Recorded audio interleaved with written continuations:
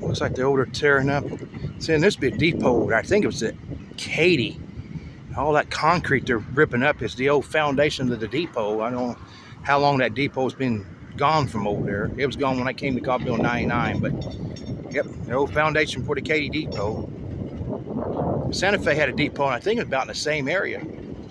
Maybe right over there where they're digging. It's a lot of brick and a lot of old concrete.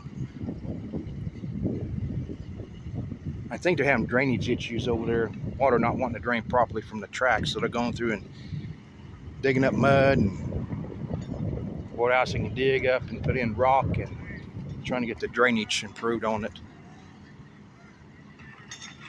Comes engine 3. I barely caught him a while ago. It wasn't a very good video. He went on a medical call somewhere, obviously. Here he comes back. I don't know who's driving.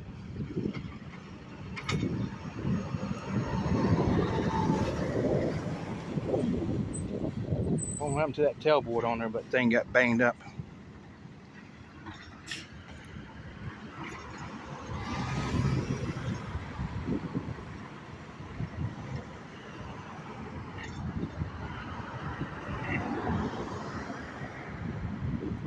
Our marked Chevy Tahoe belongs to the detective.